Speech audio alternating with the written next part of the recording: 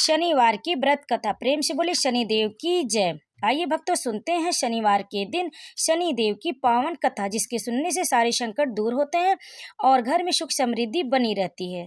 तो भक्तों बहुत ही श्रद्धा और भक्ति के साथ आप अंत तक शनिवार की इस व्रत कथा का श्रवण करें और कमेंट में शनिदेव की जय अवश्य लिखें और हमारे चैनल को सब्सक्राइब भी जरूर कर ले। तो चलिए भक्तों सुनते हैं शनिवार की व्रत कथा। एक समय सभी 9 ग्रहों सूर्य, चंद्र, मंगल, बुध, बृहस्पति, शुक्र, शनि, राहु और केतु में विवाद छिड़ गया कि इनमें सबसे बड़ा कौन है। सभी आपस में लड़ने लगे और कोई निर्णय न होने पर देवराज इंद्र के पास निर्णय कराने पहुंचे। इंद्र इससे घबरा गए और इस निर्णय को देने में अपनी असमर्थता जताई, परंतु उन्होंने कहा कि इस समय पृथ्वी पर राजा विक्रमादित्य हैं, जो कि अति न्यायप्रिय हैं, वे ही इसका निर्णय कर सकते हैं। सभी ग्रह एक साथ राजा विक्रमादित्य के पास पहुंचे और अपना विवाद बताया, साथ ही निर्णय के लिए कहा। राजा इस समस्या से अति चिंतित हो उठे, क्योंकि वे जानते थे कि जिस किसी को भी छोटा बताया गया वही कुपित हो उठेगा। तब राजा को एक उपाय सूझा। उन्होंने स्वर्ण, रजत, कांस्य, पीतल, सीसा, रांगा, जस्ता, अभ्रक और लौह से 9 आसन बनवाए और उन्हें इसी क्रम में रख दिए। फिर उन सबसे निवेदन किया गया कि आप सभी अपने अपने सिंहासन पर स्थान ग्रहण करें। जो अंतिम सिंहासन पर बैठेगा वही सबसे छोटा होगा। इस अनुसार लौह का सिंहासन सबसे बाद में होने के कारण शनिदेव सबसे बाद में बैठे, तो वही सबसे छोटे कहलाए। उन्होंने सोचा कि राजा ने यह जानबूझकर किया। उन्होंने कुपित होकर राजा से कहा, राजा तू मुझे नहीं जानता। सूर्य एक राशि में 1 महीना, चंद्रमा 2.25 महीना 2 दिन, मंगल 1.5 महीना, बृहस्पति 13 महीने व बुध और शुक्र 1-1 महीने विचरण करते हैं, परंतु मैं 2.5 से 7.5 साल तक रहता हूँ। बड़े बड़ों का मैंने विनाश किया। श्री राम की 7.5 आने पर उन्हें वनवास हो गया। रावण के आने पर उसकी लंका को बंदरों की सेना से परास्त होना पड़ा। अब तुम सावधान रहना। ऐसा कहकर कुपित होते हुए शनिदेव वहां से चले गए। अन्य देवता खुशी खुशी चले गए। कुछ समय बाद राजा की 7.5 शुरू हो गई। तब शनि देव घोड़े के सौदागर बनकर वहां आए।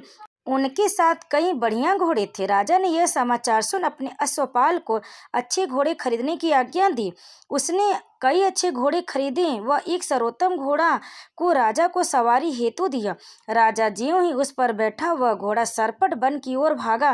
भीषण वन में पहुंच वह अंतर्ध्यान हो गया और राजा भूखा प्यासा भटकता रहा। तब एक ग्वाले ने उसे पानी पिलाया। राजा ने प्रसन्न होकर उसे अपनी अंगूठी दी।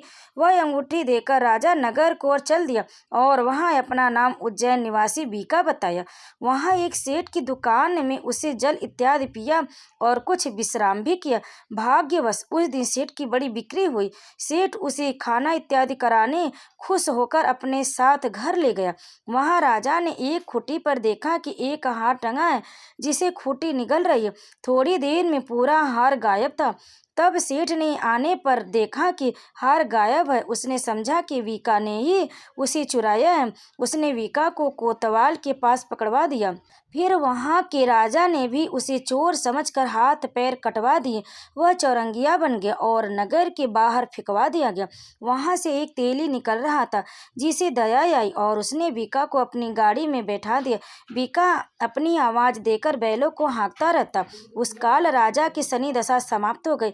वर्षा काल आने पर वह मल्हार गाने लगा।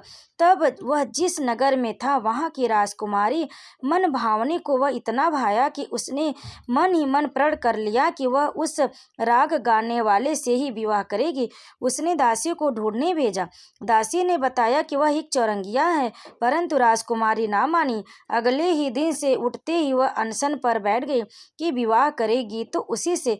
उसे बहुत समझाने पर भी जब वह ना मानी तो राजा ने उस तेली को बुला भेजा और विवाह की तैयारी करने को कहा। फिर उसका विवाह राजकुमारी से हो गया। तब एक दिन सोते हुए स्वप्न में शनि देव ने राजा से कहा, राजन देखा तुमने मुझे छोटा बताकर कितना दुख झेला। तब राजा ने उनसे क्षमा मांगी और प्रार्थना की कि हे शनिदेव, जैसा दुख मुझे दिया किसी और को ना देना। शनिदेव मान गए और कहा, जो मेरी कथा और व्रत कहेगा उसे मेरी दशा में कोई दुख ना होगा। जो नित्य मेरा ध्यान करेगा और चींटियों को आटा डालेगा उसके साथ सारे मनोरथ पूर्ण होंगे। साथ ही राजा को हाथ पैर भी वापिस कर दिए। प्रातः आंख खुलने पर राजकुमारी ने देखा तो वह आश्चर्यचकित रह गई। बीकान ने उसे बताया कि वह उज्जैन का राजा विक्रमादित्य है। सभी अत्यंत प्रसन्न हुए। सेठ ने जब सुना तो वह पैरों पर गिर कर क्षमा मांगने लगा। राजा ने कहा कि वह तो शनिदेव का प्रकोप था, इससे किसी का कोई दोष नहीं। सेठ ने फिर भी निवेदन किया कि मुझे शांति तब ही मिलेगी जब आप मेरे घर चलकर भोजन करेंगे।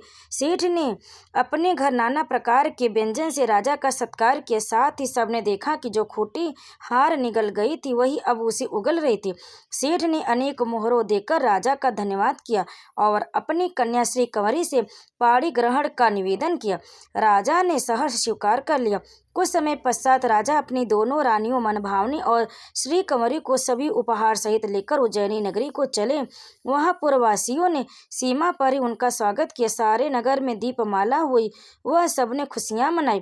राजा ने घोषणा की कि मैंने शनिदेव को सबसे छोटा बताया था, जबकि असल में वही सर्वोपरि है। तब से सारे राज्य में शनिदेव की पूजा और कथा नियमित होने लगी। सारी प्रजा ने बहुत समय खुशी और आनंद के साथ बिताया। जो कोई शनिदेव की इस कथा को सुनता या पढ़ता है उसके सारे दुख दूर हो जाते। व्रत के दिन इस कथा का पाठ अवश्य करना चाहिए। तो प्रेम से बोलिए शनिदेव की जय। भक्तों, अब आइए सुनते शनिवार की दूसरी व्रत कथा। एक समय की बात है, भगवान सूर्य के पुत्र शनि बचपन में बहुत सुंदर थे और तेजस्वी भी। इनकी सुंदरता को देखती हुई गंधर्व ने अपनी पुत्री कंकाली के साथ शनिदेव का विवाह करा दिया। लेकिन अत्यंत सुंदर होने के कारण इंद्र की सभा की अप्सरा अक्सर इन्हें देखने जाया करती थी।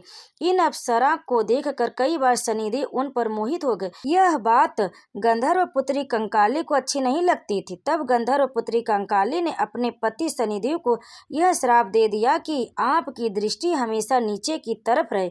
अगर आप सीधी दृष्टि से किसी की तरफ देखते हैं तो उस पर 7.5 का प्रभाव पड़ जाएगा।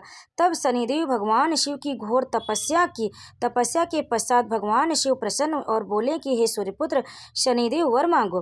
तब शनिदेव बोले कि यह सदा शिव शंभु हम पर कृपा करके हमें सृष्टि पर सीधे देखने के लिए वर दीजिए। भगवान शिव बोले, जो व्यक्ति शनिवार के दिन पीपल के नीचे तेल चढ़ाएगा उस पर तुम्हारे पढ़ने वालों को दृष्टि शुभ दृष्टि में बदल जाएगी। इसलिए शनिवार के दिन पीपल के नीचे शनिदेव की पूजा होती है। तो प्रेम से बोले शनिदेव की जय। भक्तों, शनिवार की इस व्रत कथा का अंत तक श्रवण करने के लिए आप सभी का बहुत बहुत धन्यवाद। अगर आपको हमारी ये कथा पसंद आई तो वीडियो को लाइक करें, शेयर करें और कमेंट में शनिदेव लिखकर हमारे चैनल को सब्सक्राइब जरूर कर लें। तो प्रेम से बोलिए जय शनिदेव।